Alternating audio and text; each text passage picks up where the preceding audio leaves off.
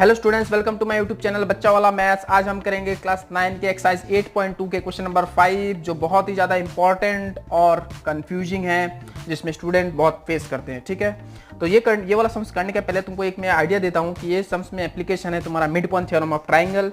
अगर तुम समझ गए कि mid point theorem of triangle क्या है तो ये वाला इजीली सॉल्व हो जाएगा। ठीक है, पहले मैं तुमको बता देता हूँ कि मिड पॉइंट थ्योरम क्या है, उसके बाद में ये क्वेश्चन सॉल्व करूंगा। ठीक है, तो मिड पॉइंट थ्योरम देखो, basically mid point theorem triangle पे बेस्ड है, ये याद रखो। पहले mid point theorem is based on triangle. तो ये वाला थ्योरम में बोलता क्या है, देखो, अगर ये ट्राइंगल बोल जाए कि कोई भी ट्राइंगल ले लो, उसका कोई दो साइड का अगर तुम मिड पॉइंट ले लेते हो, सोचो कि ये वाला साइड का, सोचो मैंने नाम दे दिया यहाँ पे ए, बी और सी, और ये इसका कोई भी दो साइड का अगर तुम मिड पॉइंट ले लेते हो, सोचो कि ए बी का मिड पॉइंट है ई एंड ए सी का मिड पॉइंट है एफ। अगर दोनों मिड पॉइंट है, ई बी ए बी का मिड पॉइंट है, एफ ए सी का मिड पॉइंट है, तो दोनों मिड पॉइंट अगर तुम ज्वाइन करोगे तो वो जो थर्ड साइड बच गया वो उससे पैरेलल हो जाएगा। ठीक है, this three things is said in a mid point theorem. Okay, so अगर ये तीनों कंडीशन में अगर कोई भी दो कंडीशन दिया हुआ तो तुम थर्ड को कंक्लूड कर सकते हैं। तो कैसा देगा, देखो, अगर तुमको बोल दे कि ई मिड पॉइंट है ए बी का और एफ मिड पॉइंट है ए सी का, then you can conclude the third one, that is then E F will be parallel to B C. और ये भी बोल सकते हैं कि ई मिड पॉइंट है ए बी का and EF is parallel to BC, then what can you conclude? Then you can say that F is the midpoint of AC, or you can say that can be said that F is the midpoint of AC and EF is parallel to BC, then you can conclude that E is the midpoint of AB. That means out of these three, if two are given, you can conclude the third one. That is, what are the three? Midpoint of any two side parallel to the third side. That means इसका midpoint दिया हुआ है, parallel दिया हुआ है, तो third वाला का midpoint होगा। इसका भी midpoint, इसका भी मिड पॉइंट दिया हुआ है, यानी कि जब लाइन जॉइन करोगे तो थर्ड साइड से पैरेलल होगा। ठीक है, समझ में आया कि कोई भी तीन कंडीशन है, either the mid point of two side given, then you can conclude that it is parallel to the third side. If mid point of one side is given and set that it is parallel to the third side, then you can conclude it is the mid point of the second side. ठीक है, कोई भी दो condition दिया रहेगा ये तीनों condition में, तो तुमको थर्ड वाला कंक्लूड करना है। ठीक है, तो चलो क्वेश्चन स्टार्ट करते हैं। यहाँ पे दिया हुआ है कि in a parallelogram ABCD, E and F are the midpoint of side AB and CD.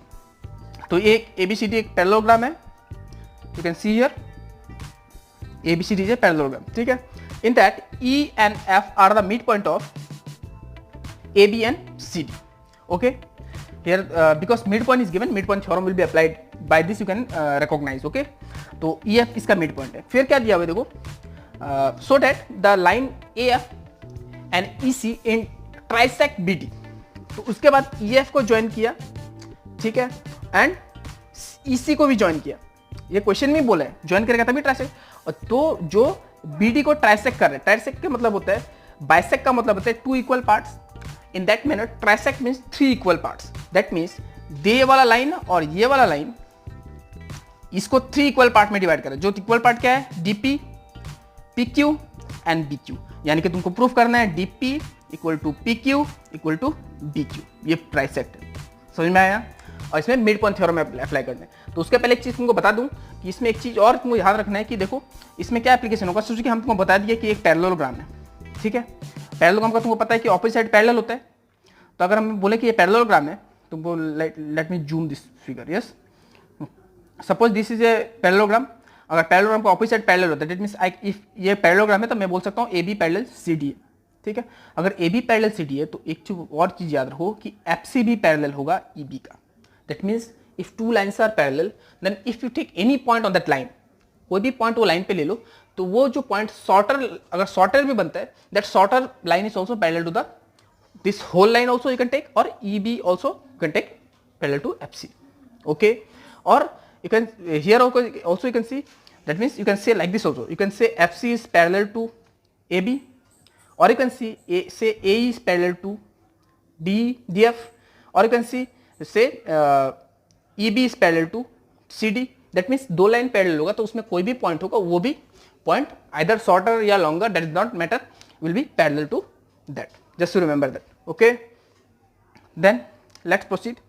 First we have written the given part here. Given you write yourself, I have not, oh yeah, I have written the given part here. Okay, from the question you write that ABCD is a parallelogram, EF and R the midpoint. Okay, then to show AF and CD trisect, the diagonal BD, that is DP equal to PQ equal to DQ. Already I have told you. Okay. Then if you see the proof part, that what I have written here, ABCD is a parallelogram. Okay. If ABCD is a parallelogram, can I write AB equal to CD? That is opposite side of parallelogram. Okay. Then if I multiply half both sides, then what will be the half of AB? Half of AB will be what? I will show you it. Half of AB will be in the diagram. Half of AB is the midpoint, no? That means I can write AE or EB. Either I can write. But remember one thing, in this sums, I will prove this AECF as parallelogram. Proof करना है मुझे parallelogram इसको, ठीक है. अगर parallelogram proof करना है तो अगर मैं AB इक्वल टू CD लिया, ठीक है, AB इक्वल टू CD, फिर मैंने मल्टीप्लाई किया half AB equal to half CD, that is correct. Then half AB की जगह मैं AE भी लिख सकता हूँ और EB भी लिख सकता हूँ, बट मेरा रिक्वायरमेंट है कि मैं इसको प्रूफ करूँ पैरेललोग्राम, तो मैं क्या लिखूंगा, AE लिखूंगा. फिर हाफ CD की जगह मैं FC भी लिख सकता हूँ, DF भी लिख सकता हूँ, मैं क्या लिखूंगा, FC लिखूंगा, ताकि ये पैरेललोग्राम प्रूफ हो जाए. मेरा मोटिव ये वाला है, ठीक है, same to same.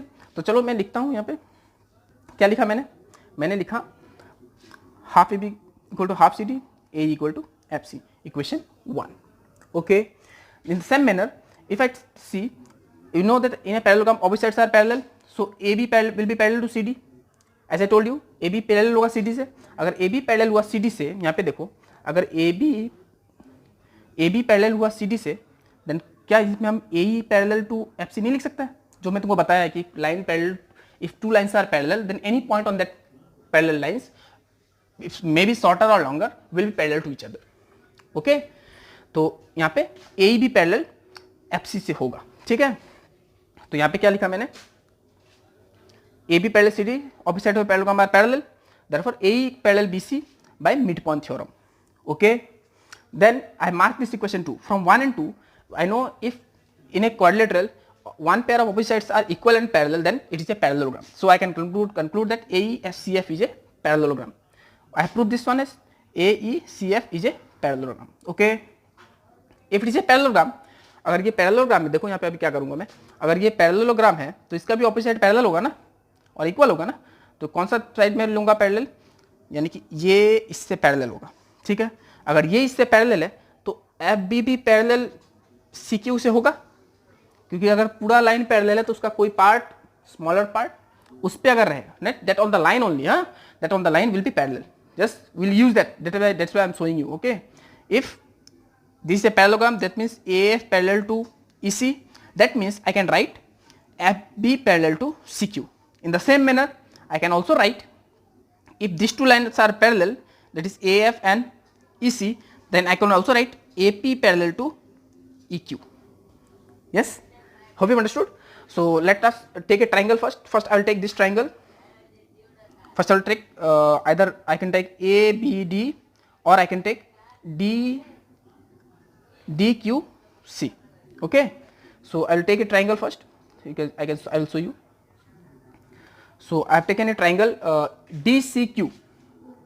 So DCQ is where you see, that means I have taken this DCQ. Okay, in that what I will write, I will write here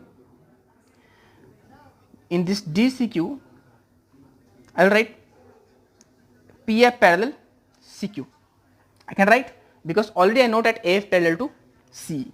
Okay, and you know that F इसका mid point है. देखो मैं क्या conclude कर रहा हूँ, ये triangle ले लिया मैंने DCQ ये वाला, जिसमें F मिड पॉइंट है किसका, CD का, एंड मैंने पहले प्रूफ कर दिया कि ये वाला इससे पैरेलल है.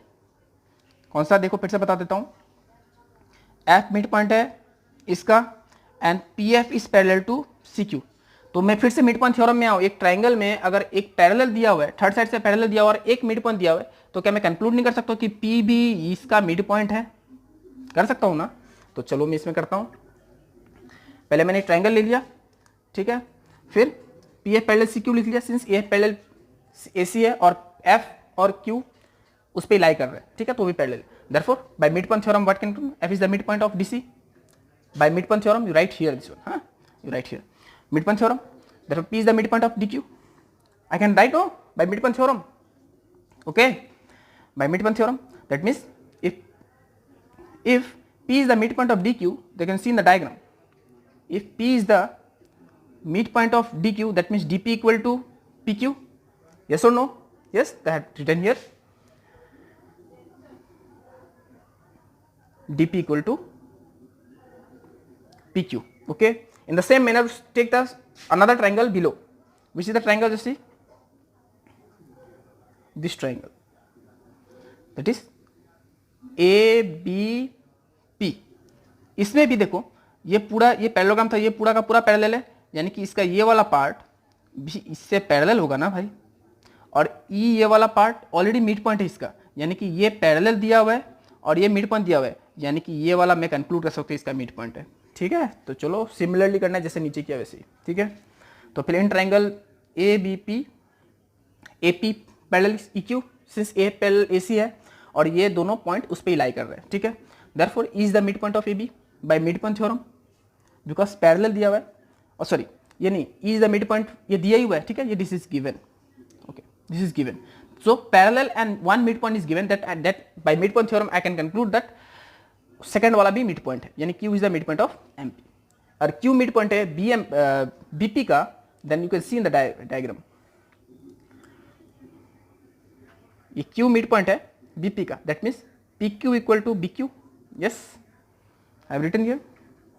I am getting problem because the diagram is above, no matter, no problem, no matter. Okay, BQ equal to PQ. Okay, that mark it 3 and the above one is this one is mark is 4 and the above one is 3. Then from 3 and 4 what can you write here? Just see, let me show you 3 also. If you can see here, DP equal to PQ and BQ equal to PQ, that means DP equal to PQ equal to BQ, can I write or not? Right, because PQ common. Yes, things similar to the same, this equal to the same are equal to each other. Yes, things equal to the same things are equal to one another. Yes, so that from the equation 3 and 4 I can conclude that DP equal to PQ equal to BQ. So it is been divided into 3 equal parts, that is it is trisecting it. Hope you understood. If you have any doubt, I will send this picture also, this PDF also along with the solutions. Do download and see. And if you have any doubt, you can comment me in the comment box. Thank you.